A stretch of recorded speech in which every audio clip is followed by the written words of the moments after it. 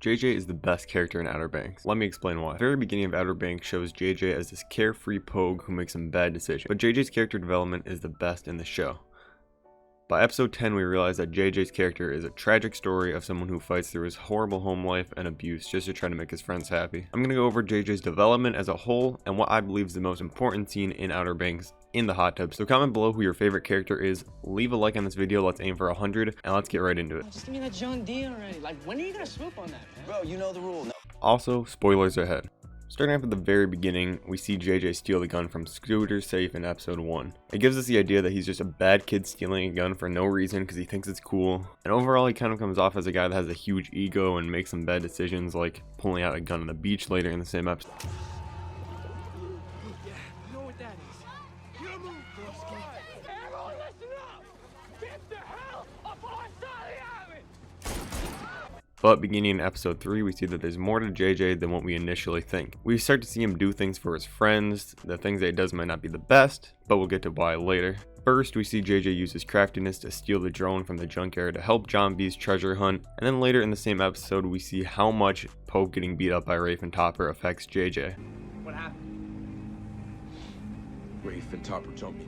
While this leads to Pope sinking Topper's boat, which isn't exactly the best revenge, it shows that JJ has Pope's back and wants to help him get back for being wronged.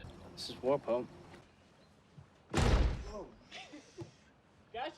In episode 4, we see JJ make the biggest sacrifice of the show so far. He takes the fall for Pope because he feels that Pope has a brighter future, and he really doesn't feel like he has any of a future for himself. And he also probably feels responsible for making Pope sink the boat in the first place, so he decides that he's going to take the jail time or the restitution. He doesn't even know what he's going to get at the time, but he's going to take the fall for Pope.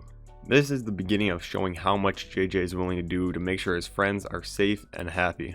And then in the next episode, we see why JJ cares about his friends so deeply. I had mold on it 3 days ago. Yeah, I'll just pull off the bad parts. Plus, mold is good for you. It's just a natural organism. So at the very beginning of episode 5, JJ's dad abuses him in the car after leaving the jail, and this continues at home. We see that JJ has to deal with a drug addict who we saw his dad at Barry's place earlier in the show, and an overall abusive father. JJ's dad is never happy with JJ unless he brings him money that he can blow on drugs and alcohol. In the same episode, after the fight and the constant abuse that JJ is going through, we see JJ almost make a drastic decision and almost shooting his father, but decides against it because even though he's treated him terribly his whole life, JJ knows it's not right to pull the trigger on his own father. Even though JJ just went through some terrible abuse, he goes right back to being there for his friends and helping John B with his plan at Midsummer. Look, man, I can walk myself. I got legs. Can you see that, brother? Unfortunately, this also ends poorly for JJ as he gets confronted and chased by the kooks. But even with all JJ has to go through, he never second guesses doing anything he can for his friends, which is really the only family JJ has.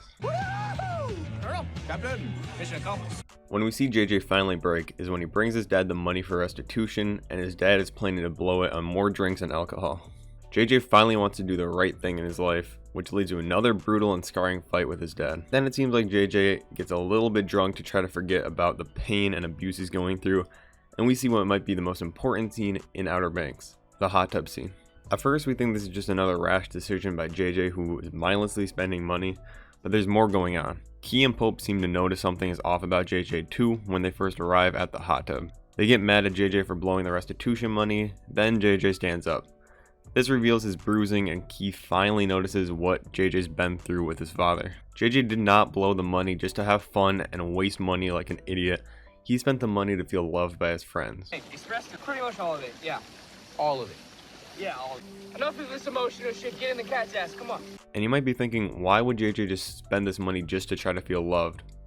But this goes back to his father. The only time JJ feels loved by his father is when he brings him money. Because of this, he overvalues money, and he gets overly happy to get money, and extremely upset about losing it, as we see many times in the show. Okay, I got a hot tub for my friends. So like I said, all he knows is how to get love is you have to spend money because of his father. So he buys the hot tubs and the lights and the whole setup for his true family, which is his friends, the Pogues. And as we see, this is really the only family JJ has. We don't see any other family members. Only family he has in life is his father, who is terrible to him, so his friends is all he has. All it ultimately takes is JJ to get hugged by Kira, and this makes JJ finally feel truly cared for, and it causes him to completely break down and feel loved for who he is. He actually feels safe, and he doesn't have to be this emotional tough guy anymore who just has to put up with his dad's beating. He can feel love, he can actually sit there and be sad and cry and have emotions, and he finally gets to feel like he belongs somewhere. Then ultimately, him stealing the boat keys from his dad at the end of the season represents JJ being okay with just completely letting go of and ruining the connection with his dad, and he finally fully embraces the Pogues, and he's ready to move on from this abusive past that he had. And once again, even though his dad is terrible to him, he's still risking this connection that was a terrible connection, but his only connection left with his dad by stealing this boat is completely torched when his dad finds out about that. But once again, he does not care. He just wants to feel love and do the best thing for the Pogues. I truly believe that JJ is the most interesting character in Outer Banks, just because of how he starts off as just this character that you think is going to be like the comedy relief kind of funny guy that does stupid things and get the Pogues in trouble. But in reality, he is one of the deepest characters in this show that has the best connection with all the characters, I believe, and the best reasoning for doing what he does. Hopefully season 2 leads to a brighter future for JJ and maybe a love life with a new character, or Kira is the popular theory, but whatever happens, I hope it's a brighter future for JJ, but it's not going to look that way because at the beginning, they're probably going to think John B is dead, and JJ and John B have been best friends, so it's probably only going to go down for JJ from here, but hopefully we get a brighter future for JJ. If you found this interesting, let's see if we can get to 100 likes like I said earlier, and make sure to subscribe.